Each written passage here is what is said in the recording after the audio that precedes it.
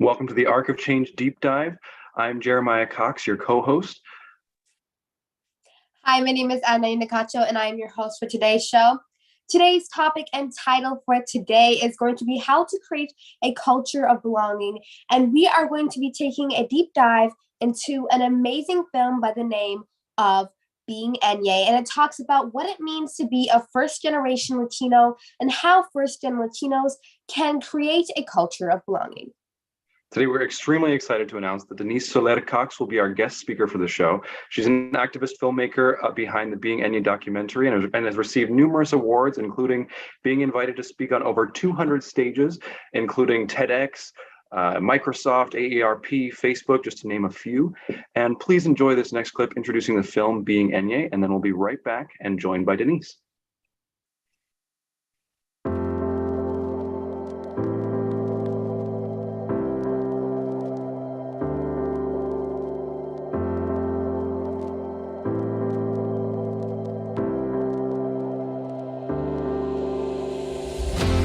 It took me a long time to figure out who I am. I am an Enye. Enye! No, it's not a cult or part of some new age movement. It's a group of people here in the United States that is 16 million strong and growing. A group of people that found themselves stuck between two worlds because they were born in the United States to parents who were born in Spanish-speaking countries. Sometimes we don't feel Latino enough, and sometimes we don't feel American enough, but we are both. We are Enyes, sandwiched between two cultures, navigating an uncharted road. It was a relief to find out that I was a part of this group, and all I wanted to do was let other Enyes know how this felt so they could feel this connection. I feel like this is what I was born to do. This is our story.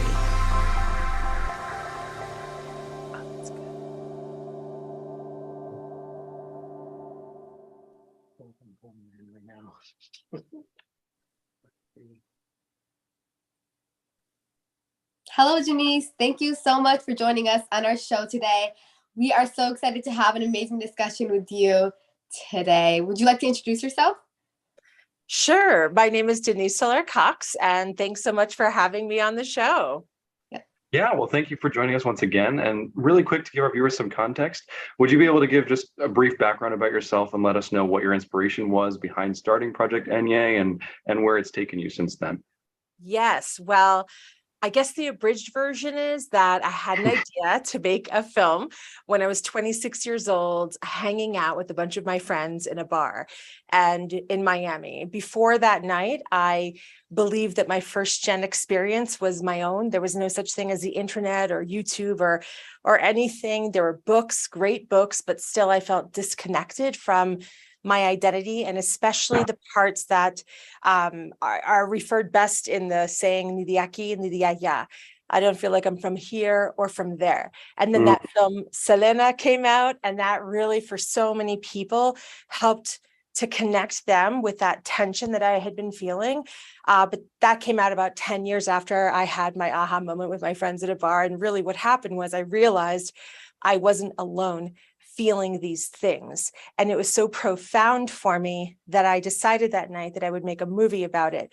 The only caveat was that I had no experience making films. I had no training. I didn't even know anyone that had made a film, but I knew in my gut that that making a film and creating a piece of media could reach millions of people. And then I had to fight against my demons for 17 years to actually have the courage enough to make it. But that's really, in a nutshell, a little bit more about me and then what inspired the film. Yeah, absolutely. And for a film that's 17 years in the making, it's got to have a profound impact on you. And it's all obviously had an enormous impact on the people that have watched it and have connected with it and really found their own identity in the process. Can you just touch briefly on what that's mean to you and how it's shaped your life and the people who have interacted with the film's lives as well? Yeah, well, I mean, it's I would say the impact on me personally has been, I think, the greatest. I feel I feel that I'm the biggest benefactor, even though maybe some people might disagree with me, which I love, right? But I got to heal myself. You know, the night in the bar with my friends when I realized I wasn't alone, I wanted to capture that moment, that like aha moment.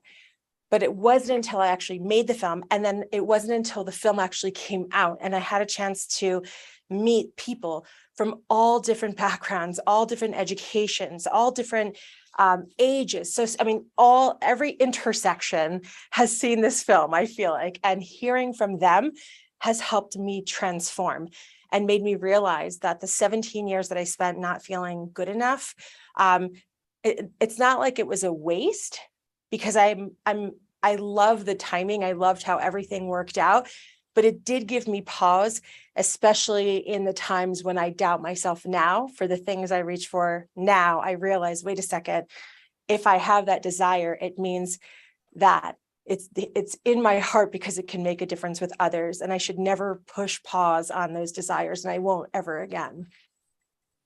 Yeah, for sure. We spoke a couple of weeks ago about how the film is a very unusual one, in that when it first came out, it wasn't nearly as popular as it is today. It's sort of gained popularity over the course of its lifetime.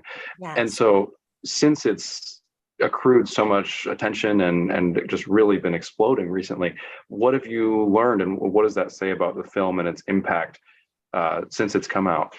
Yeah, well, it's funny. It's like the film is like a snowball going downhill, and we're at the 6-year mark, which is kind of bananas.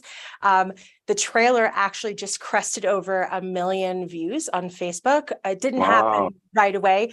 It happened in year 6, which is kind of crazy, right? The film is gaining popularity at this point all over the world. And what I believe that it says is that people are hungry for authenticity.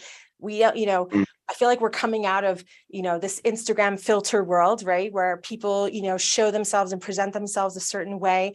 And more people are hungry for real. So I think that it works on the keeping it real, right? And certainly some of the scenes that are in the film, I didn't love. Like, I didn't love some of the scenes that my partner insisted on keeping in the film. But those are the scenes that happen to work really well because I'm showing my absolute most authentic self.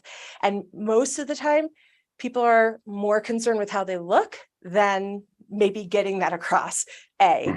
So authenticity. And B, we're talking about identity and belonging without ever talking about and saying the words identity and belonging. And when we're able to do that and reach the hearts, tell stories in a way that reach hearts, not minds, but hearts, that's when people have these moments and they're transformative, hopefully, and potentially cause change and transformation in their life. That's the greatest aspiration. Yeah. That's wonderful. I think you're so right that we really, really do crave authenticity. That's something we don't get to enjoy and get to experience in our normal lives, especially when it comes to just relating this to ARC and how anti-racism manifests in the world. We don't often have these authentic conversations about what it means to be an anti-racist or to experience racism.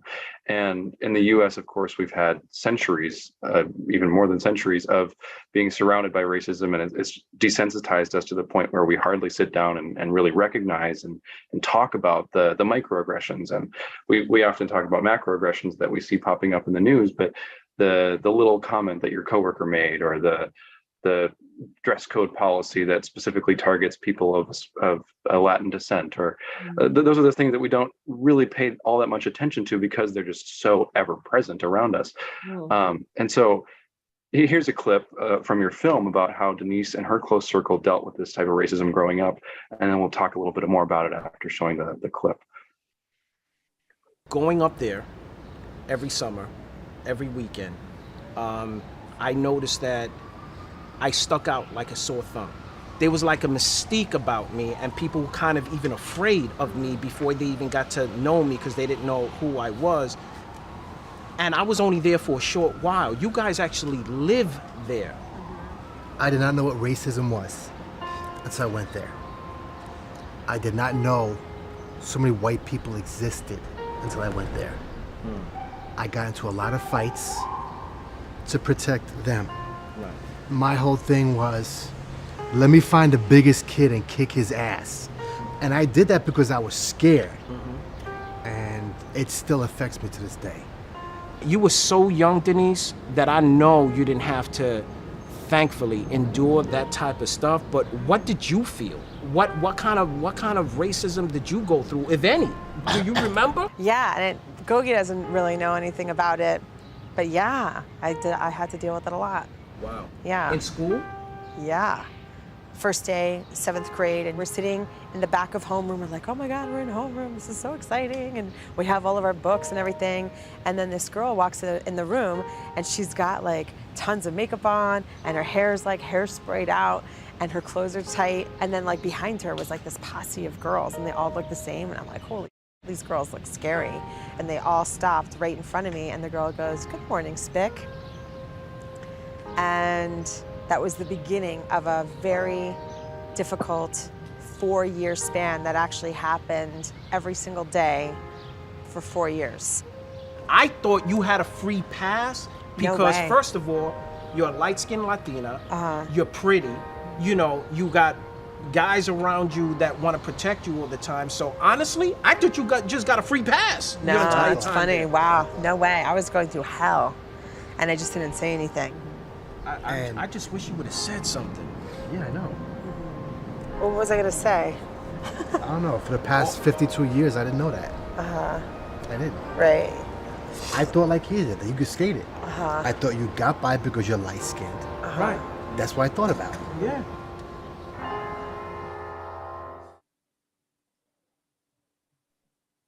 This clip was very impactful to watch. It cracked many people up. Sorry, and emotionally. It was funny. I wanted to use. That was not the word I wanted to use. But it really emotionally touched a lot of people. It really emotionally touched a lot of people, right? And so I want to ask you personally, just knowing that a lot of us have these conversations about race and racism that we dealt with as a child, and just seeing you being able to freely tell your friends and family. And I know that some of them didn't even know about your story, right? And they were really surprised to hear that you had this side of your story. So I kind of want to ask you, how did it feel to tell this vulnerable side of your story that you have been keeping inside of you for so long? Because I know many people of color deal with that, but how did it feel for you to tell that side of your story? Thank you for asking me. And I laughed when you said cracked me up, because it was funny. It was like so beautifully Latino. We laughed, we cried. It was everything. You know what I mean? So it was like, Yep. And also that scene took, I think it was 2 or 3 hours, that conversation. And there wasn't a dry eye in the house. And we shot that at the church that my parents met and got married in Spanish Harlem. And I just gave myself chills because they met there, they sang in the choir there. And then we went there as kids and played in that courtyard. And that's where we met to have this conversation. And those guys, I don't put them in the friend category. They're my brothers. So I literally was there with my brothers sharing. And you might have seen me, perhaps the people that know me the best would know that my face was like, I dealt with it a lot. Like my body doesn't really move because I'm so used to keeping that information to myself, because I wanted to be past it. I didn't want to share it with anybody, especially as an adult. You know, we kind of grow and we deal with these things as kids, all the things, right? All the things you learn about me, and a whole host of other things that I chose not to put in the film were things that I didn't want anyone to, I wanted to kind of control my own narrative, right?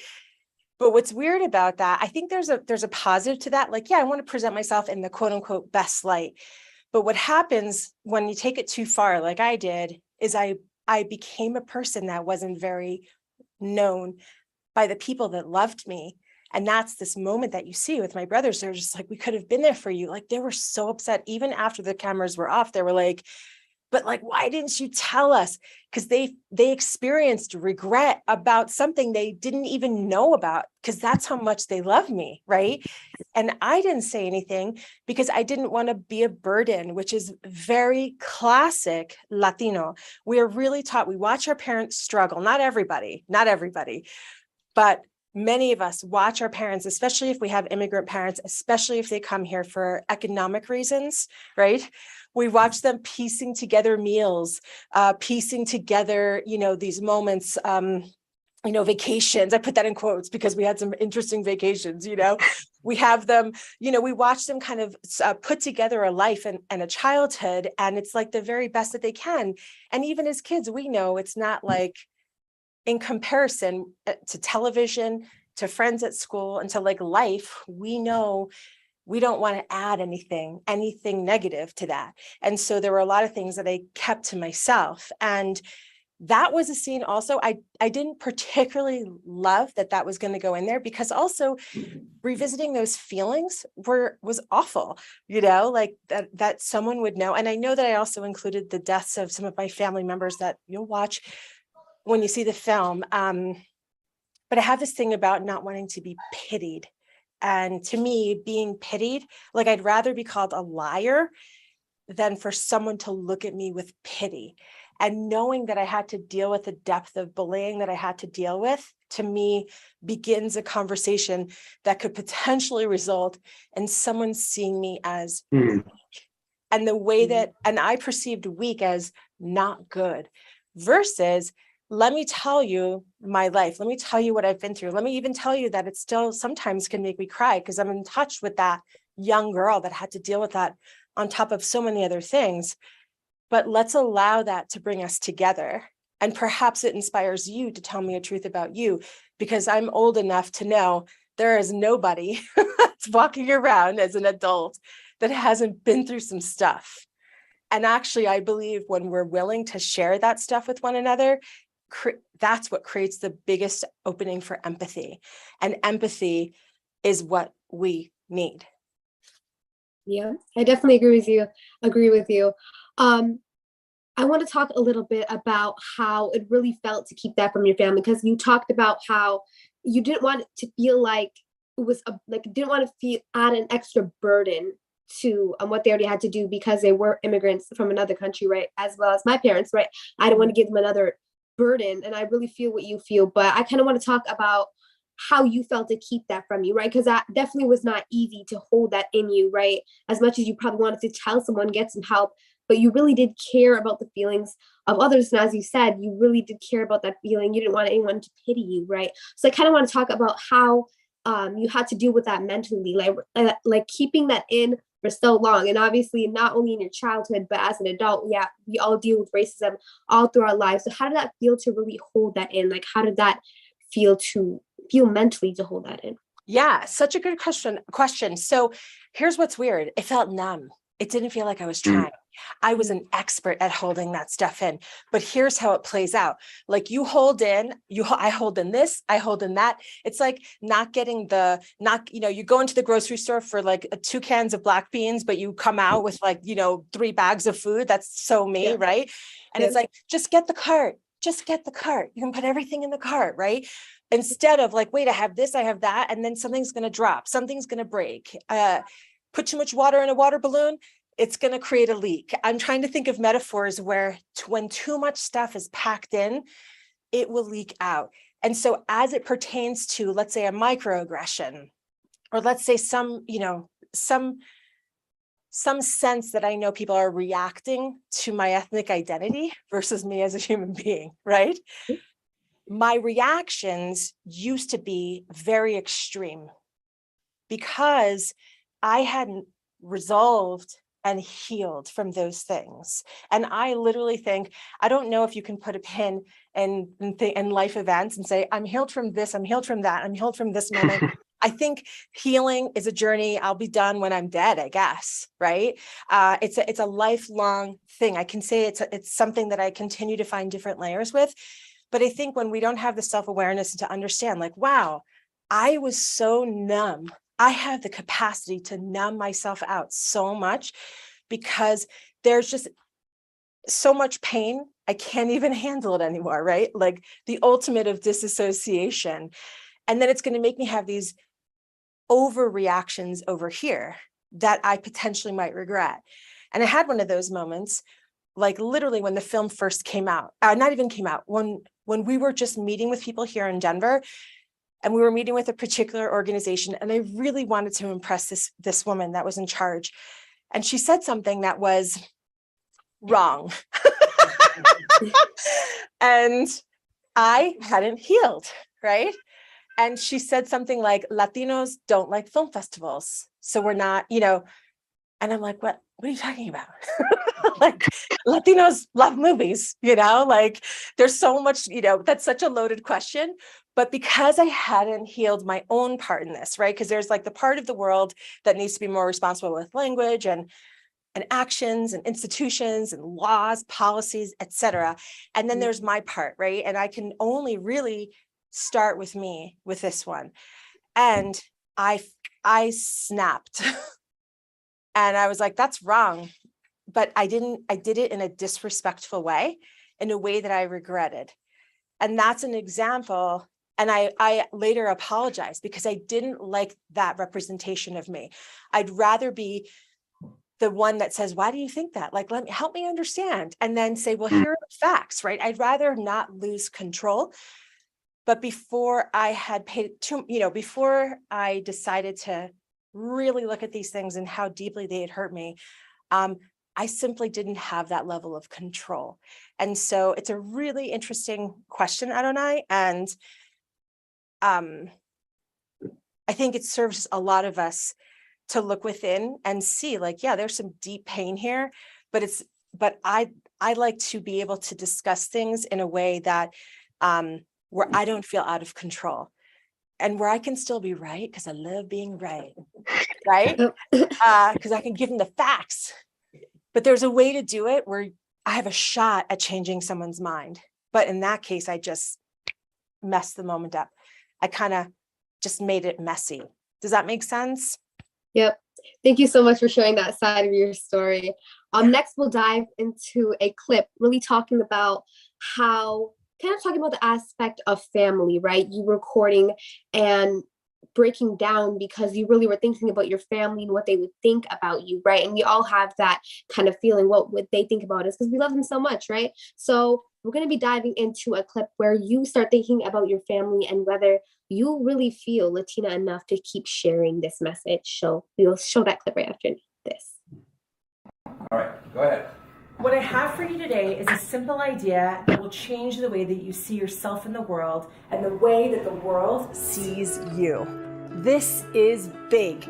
It has the potential to change who you are at the very core of your being.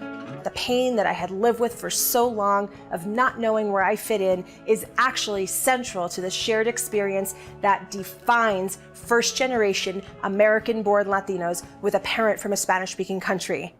I had a similar but opposite experience in Puerto Rico. And hang on. Okay, you guys have to be quiet, okay?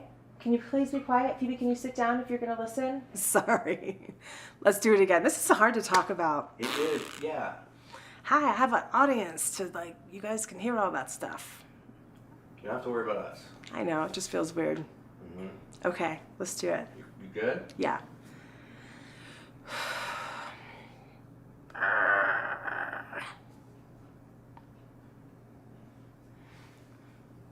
Okay. All right. What's going on? I don't know. It's just hard for me. Because I'm also just thinking about my family and I don't want them to get their feelings hurt, I don't want them to feel bad about this. Yeah. Take a few breaths. All right, guys. At the same time, here you go. At the same time, I had a similar, but I can't even say this without Yes, crying. You can. It's right there, and it's okay if you cry. Mm-hmm. Okay. Yeah. Okay. At the same time, I had a similar but opposite experience in the Puerto Rican community. I didn't feel accepted for who I was there either. I was either acting too white or my Spanish just wasn't good enough. Somehow I wasn't Latina or Puerto Rican enough. Perhaps because I identified so deeply as Puerto Rican, this rejection from my own people, my own family, hurt the most. So Denise, I just want to connect this back to a previous show because our fabulous technical director, Leslie Rodriguez, who we can see, but the audience can't, actually spoke on a very similar sentiment way back in March when we had a show about racial imposter syndrome. And she talked about how she feels stuck between two different cultures and is kind of feeling like an imposter in both of them. And so I'm just wanting you to tell us, Denise, about the times when you felt this sort of racial imposter syndrome and how you best recommend approaching this for people. How can we help support people around us? And when people are feeling that type of way, for viewers, how can they really dig deep inside themselves or connect with one of their cultures? How do we get over this essentially? I feel like if I could write a book that really hit on this well, right, we'd all be millionaires. So Exactly. I'll attempt it. I'll attempt this, and I'm gonna come at this from a hopefully unexpected angle, because that's what I do. So here's the thing: there was an outward world, right?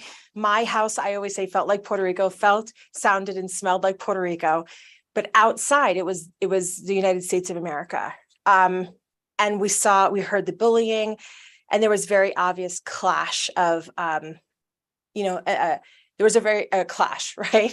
Pretty obvious. They didn't like me because of my ethnic background. And so, but that wasn't nearly as painful as when I went to Puerto Rico, which we went often.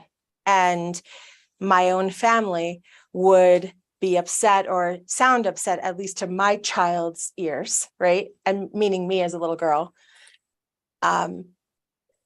Reflecting a disappointment in their tone with my mom about Denise's Spanish. And I was often prompted, speak Spanish, say that in Spanish. I'm only going to speak in Spanish to you. Or you're a gringa. If they heard me say something like, well, we're Puerto Rican, and, trying to create that solidarity with my cousins, they would be very quick to correct me and say, well, no, you weren't born here, so you're a gringa. Tú eres un americana. That's who you are. You are not one of us. And so I maintain that level of rejection from one's own family cuts way deeper than a stranger bullying me. Although the bullying was intense, the rejection from family is what I feel like put the needles in the coffin of my experience of not feeling like I belong somewhere, because we're supposed to feel like we belong at home, right? And if we don't have a sense of feeling like we belong at home, then where in the world do we belong? And so how can we help other people experiencing this is one of the things that people would say is, you're not Puerto Rican. Where were you born? You were born in New York, so you're American. But in the case of Puerto Rico, that very specific case, there's some details there that do make me American, but I'm also Puerto Rican. And it used to be my most despised question to be asked, what are you? Because I would put myself in jeopardy of someone saying, no, you're not, you're this because of this, right? And because I didn't feel grounded in who I was, because I was a child, right? And then even in a child, I would say in my 20s, let's say, a child in an adult body, because I hadn't reconciled those feelings. I hadn't done the healing around those feelings, and the healing continues, okay? I am on a constant journey. Because that hadn't happened, and I hadn't gotten the ball down the field as far as I've gotten it now. I wasn't able to say, hey, that's your opinion. Hey, guess what? I get to say what I am, and you get to say what you are. That's freedom of speech, right? But guess what? No one tells me who I am anymore. No one takes away, this is what I used to say, people try to take away my identity, which didn't give me any power. Once I reclaimed the power, no one tried to take it away, because I could say, why do you think that? That's fascinating. why do you think? And so, I've had a lifetime to think of so many great examples to challenge that naive statement, right? And then from people that are not part of, not Puerto Rican, let's say, or not Latino. And then also to my own family, I was able to challenge them, like, why do that? Why try to separate me from you? What would be the benefit, right? But I have to be so far past that in order to say that at peace with myself.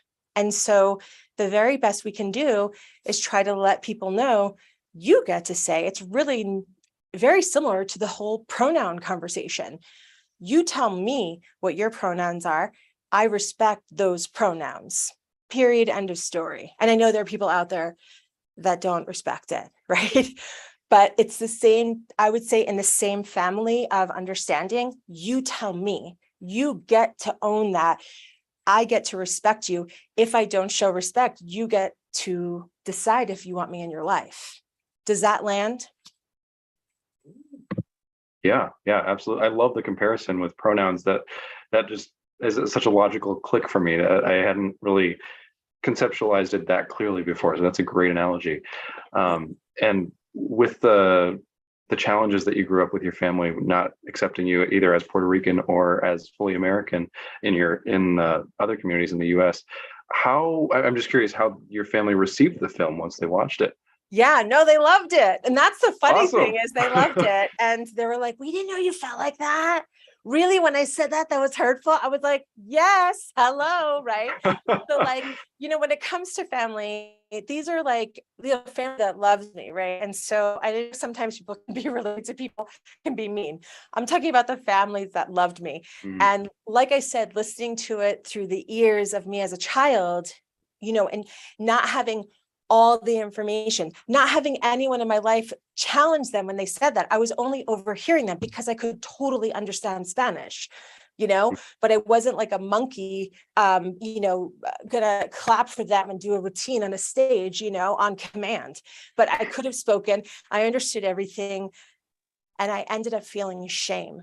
And there wasn't anyone there to say, in case you overheard this, you are not allowed to feel bad. That was very insensitive what they said, right? And so as a mom right now, I told my daughter's principal, I didn't like the way he talked to my kids. I literally had a meeting with him and said, my husband and I do not parent our children using shame as a tool.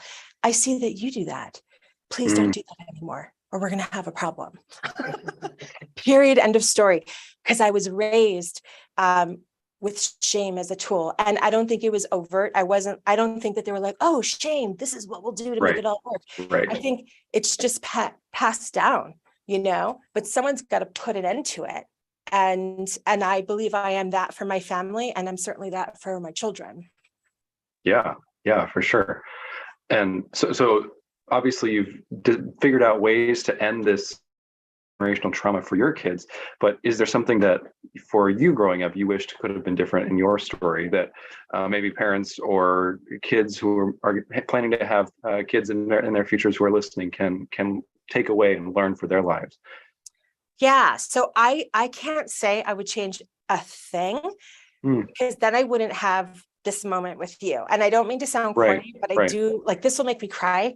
My life is like, I feel when people say they live a blessed life, like, I know what they mean. I get to do this for a living and be in this level, this depth of conversation on a daily basis. To me, it only gets more interesting, and I feel so honored, right, to get to do what I do. So for my life, I wouldn't change anything.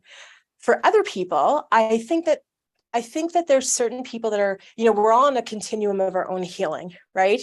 Maybe I should do it like this.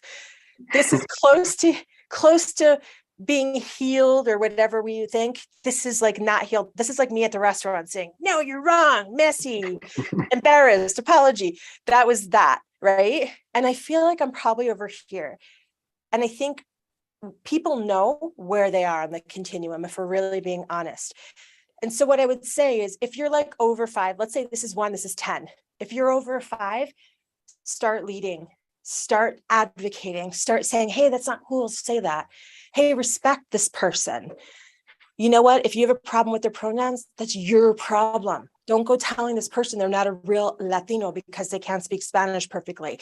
That's hurtful, right? Like, though, that's how we can advocate for people that are, let's say, at a 1, you know, and then be models. And then eventually we all kind of get there. But between 5 and 10, I invite you to lead in whatever way you want to. And that could be in your family, at work, in your community, because there's always somebody that's just trying to, you know, tell everybody how it is. Right. And then someone needs to say something, but like in a really powerful way. You know what I mean? Yeah, for sure. Absolutely. I love that you are grounded in your life and you don't want to change it. That's really powerful. Yeah, of course. Moving on to the next topic, racial dysphoria, as we've been talking about, really takes root in a variety of ways, one of which is often language, and the language that we speak and that we feel most comfortable with. And this conflict, especially for Latino people, between English and Spanish is a huge area of dysphoria for many people. And that's covered in the next clip from the film, which we'll watch right here, right now. My kids get on my case because they say, "Pa, you never taught us how to speak Spanish." I know they understand Spanish. I think that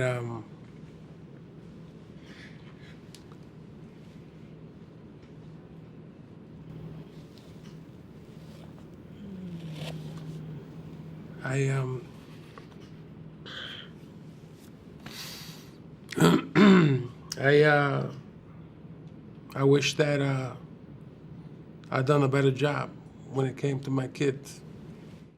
I grew up speaking this form of Spanish that was very Tex-Mex, so it wasn't correct at all. So if there was an argument between my parents, they would argue in Spanish, right, to protect us and not let us.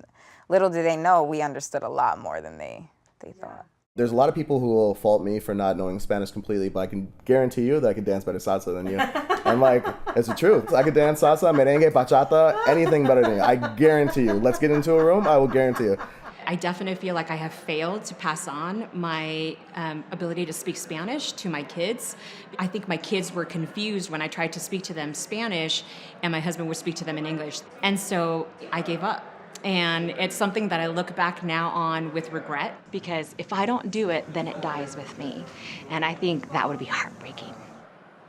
Oh God, last night, my interview with you, for me, had to be one of the most incredible moments of my life. Wow, thank you. It was one of the most powerful moments of my life, and I'm thankful that my daughter, Luna, was there. I learned.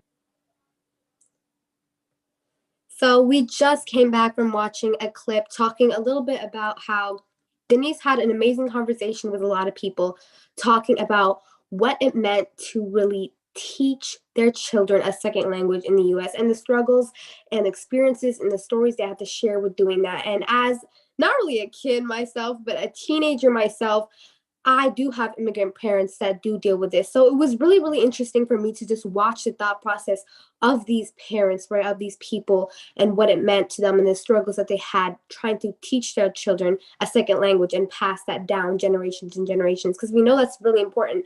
Language and culture is something that needs to be passed on and not forgotten, right? So I do want to talk about and ask you this question. Why do you believe, or maybe you don't know what they experienced, maybe as you have your own family yourself, why do you believe it's so hard, or why do you believe Spanish-speaking families have this struggle to teach their children a second language? Yeah, so another really loaded question that I'm so excited to answer. I think there's a lot of different reasons. The ones I want to highlight are when there's two factors at play.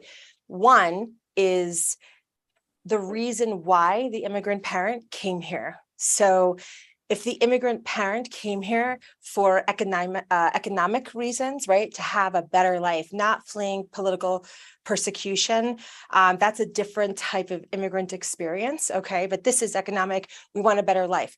Oftentimes, they're not coming here with a lot of stuff. And so if you think about like Maslow's hierarchy of needs, right? They're like basically food, shelter, school, clothes, basics, and passing down culture, making sure that we speak to our kids in Spanish.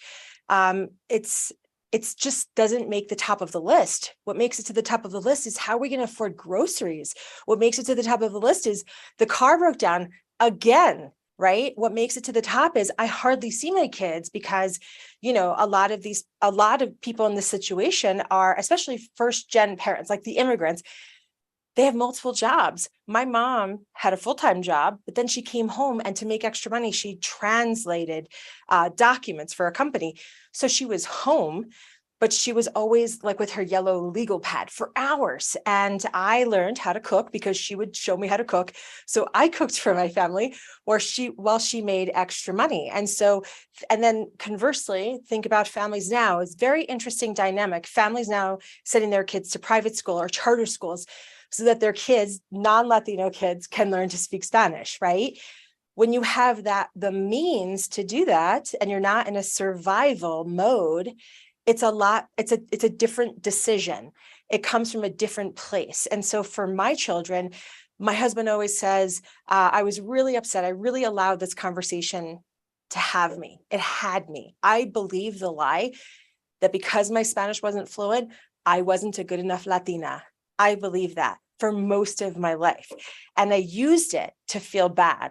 And so one time we were talking and he said, you know, and my joke was I'm 85% fluent on the very best of days.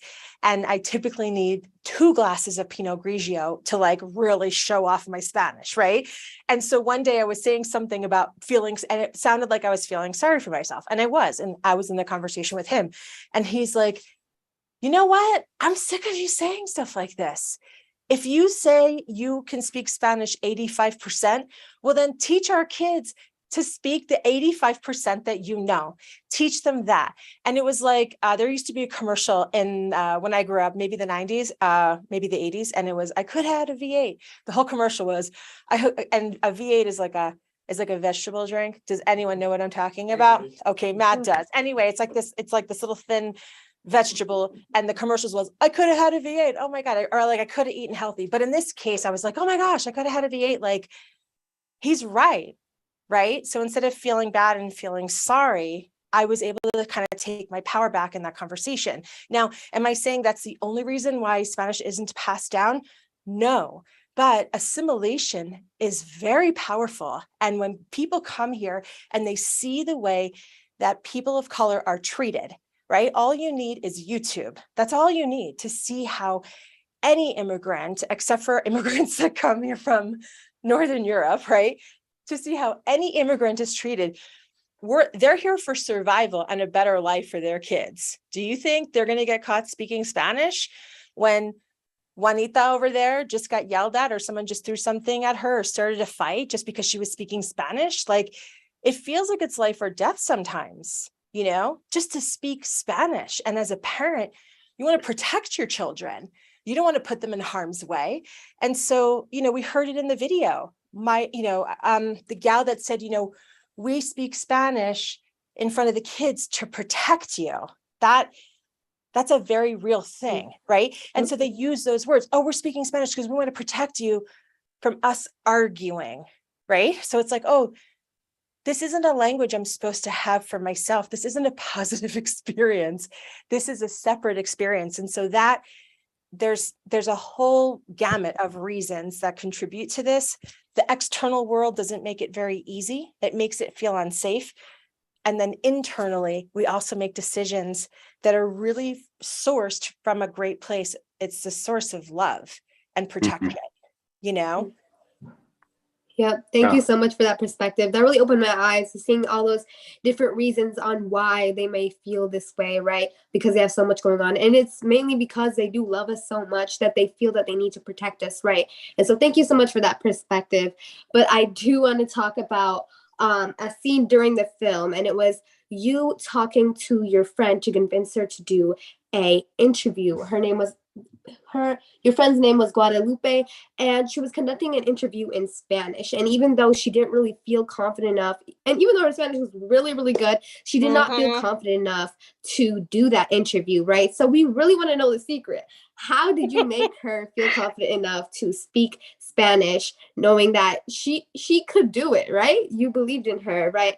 And some people don't have that support system, right? Someone to tell them that, hey, go out there and do it. No matter what people think about you, go out there and do it, because no one can take that away from you, as you were saying earlier. So how did you make her feel confident enough to speak Spanish? Well, I'd like to get all the credit, but I feel like I can't take it. So thank you for the awesome compliment. It's just not, it's not all mine, but I will say this, and you said it perfectly. Some people don't have that support system. So guess what? Find a friend like me that sees you at your best. One of my many superpowers is seeing people and their potential. Like, I don't need too long with someone to get a sense of the best version of them. And I knew that because I'm friends with Lupe. I've heard her speak Spanish, and I knew that she would shine. And so I also had the second thing, which was power, right?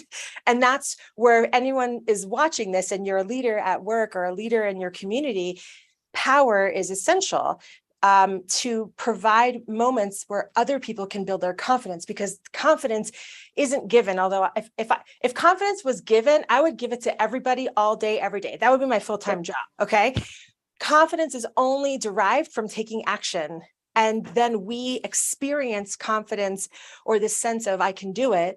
And then we get to build that onto the next thing. And so it can't be taken away. It also can't be given. But opportunities, right, to take action are there for people that have power, platform, and like opportunities. So what I did was I said, Lupe, I've heard you speak Spanish. I do not, you cannot get away with this with me. Your Spanish is awesome, and we need someone to interview. And either you're going to take this moment or you're not. And I believe in you. Please go, do your thing, right? I'm like, it's going to be great. And if it's terrible, we can edit it out. But what if it's great?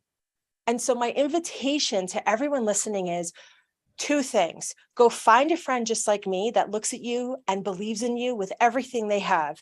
And two, go be that friend to somebody else, because we all need that level of belief.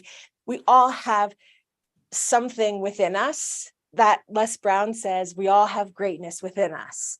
And we all deserve to surround ourselves around people that have X-ray vision, that can see it. So it can be yanked out at the perfect time. And then you get the gift of confidence. I got the gift of a great scene. Yep. Wow. Thank you so much. You really gave me that confidence right now. Really transferred that to me. Thank you so much for that message. You're welcome. Yep. And as you were telling the viewers such an amazing thing, what do you wish to also tell the viewers to really wrap this up about how we can create a culture of belonging in the U.S.? I know you talked about confidence and being that friend to empower others as well. So what message do you want to share to the viewers as well? Yeah. So how do we create a culture of belonging is first always a great question to ask. And it's like this great unanswerable question, otherwise known as an inquiry. Ever realize asking questions is so much more powerful than having all the answers, right? Like that day I was like, no, you're wrong. That's not true about Latinos, right? But what I wish I could have said is, why do you think that? Right? So I could pull out. So it could have been an inquiry. It could have, and then she would have realized, right? But I wasn't able to do that. And we already know I'm way past that right now, right? But how do you create a culture of belonging?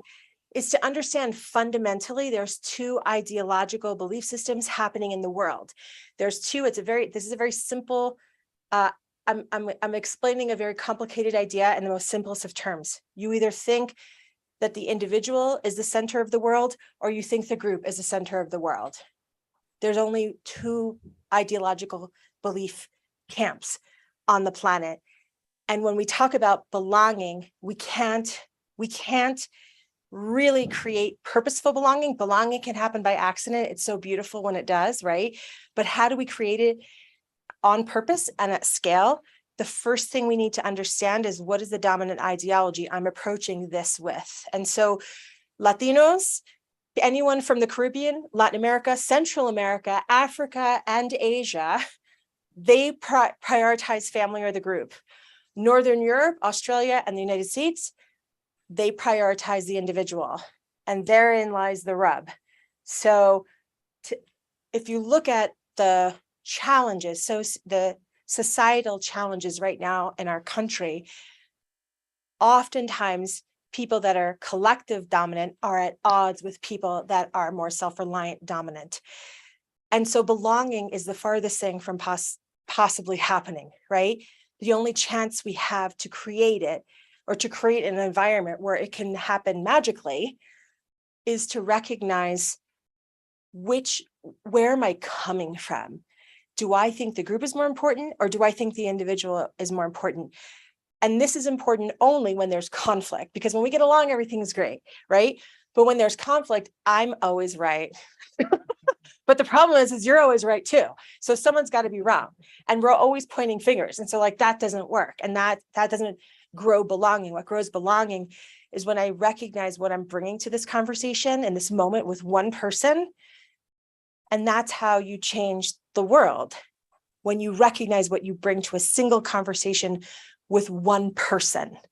And when that only one person needs to recognize it too, which is kind of cool. Like, ooh, I was just being really collective dominant. Here's a great example. My girlfriend, her dad passed away several years ago. And I said, hey, what's going to happen with your mom? Because I live in Denver and her mom lives in California, and I love her mom. And I thought, of course, her mom is going to move in with her, help take care of the kids, help clean, help cook. That's the right thing to do. And she's like, oh, we're going to move our mom to Denver, but we're putting her in a nursing home. I can't handle living with my mom. Are you kidding me? And like my heart started hurting. And I judged my friend that I adore. And I was like, that's wrong. Your mom should live with you, because all moms should live with their daughters when the older that they get. That's the right thing. But then I caught myself in that moment judging. And then there was something else possible besides my judgment, right? Neither one of us could belong to that conversation, or anyone even listening, because they're like, ooh, that's a tense conversation happening right there. But once I realized that I could have some grace and see things from her perspective and let down my own point of view to understand hers a little bit better. And guess what? She naturally did the same thing. That's the best chance we have to create belonging between two people. And then at scale, it happens. Yes, that's definitely true. Thank you for giving me that insight on collective dominance and self-reliance. Many people do not know about that, and that's definitely how to create a culture of belonging. Thank you so much, Denise, for joining us on our show and giving us your insight, your perspective, your stories, everything in between. I thank you so much for coming here. I definitely learned a lot, and I'm sure our viewers did as well. Speaking to the viewers, make sure you guys check out her amazing documentary on her website, projectny.com, projecteny.com. So go check it out. It's really amazing. I watched it multiple times. We all watched it multiple times here. Hey, thank you so much. Make sure to go watch it. Thank you. Absolutely. Oh, go ahead, Denise. Oh, no, the last thing I was going to say is a lot of people are like, oh my God, this was awesome. Thank you. And thanks. I'm just like totally hamming it up right now. But what can we do now, right? So here's what's amazing is that the film is 37 minutes long, and we can use it. You can use it. Viewers, you can use this as a tool to start conversations like this. You can't just like strike up a conversation like this, unless you're like with someone like me, that all I ever do is talk about stuff like this, right? And then maybe all of you who started this show, you're used to being in the deep end of this, right? It's not really though normal. It's like you really have to set the stage for it. And this film really offers an opportunity to set the stage and create a safe environment for people to share. And so I invite everyone to watch it, but then share it with at least one person and see if you can share it with someone out of the United States. Because what's happening is people are reaching out to me and they're saying, this is exactly my story, except for this is the language and this is the religion and this is the country, but my life was your life. And I think, you know, people deserve this respite to begin conversations for healing that cause empathy, because like I said, that's where we need to get to. That's where resolution lives, right? It doesn't live in me being right all the time, as much as I would love that. Me too. But I'm trying to make a point, right? So that's what Yeah. I wanted to say, and thank you. Wonderful. Also, for our viewers, keep an eye out for Denise's new documentary that's coming out about secret keeping in the Latinx community. It'll be called Hey Beautiful, coming 2023, not 2023. She's also working on an exciting book about belonging that'll come out later in 2023. And for those of you who aren't familiar with ARC, for viewers who may be familiar with Project Enye, but not ARC, ARC stands for the Anti-Racism Commitment Coalition. Please check out our website at joinarcc.org and consider joining the coalition. It's a great group of people for providing us a wonderful supporting community that is geared towards anti-racism and fighting racism.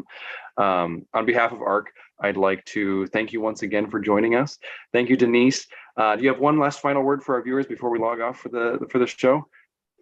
Well, thank you so much for the work that you all do. It's been my honor to meet you, to work with you, and to create this moment tonight.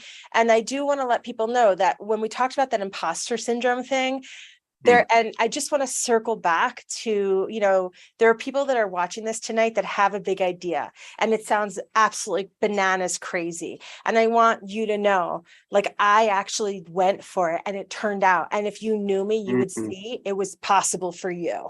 Hopefully you're getting an idea about that tonight. And so don't allow believing the lie that you're not Latino enough or that something enough. All of those things are lies. The desire is the truth, and the world needs more artists. So go make art about this so people can talk about it and heal. That's the last thing I want to share. Thank you so much. Thank you once again.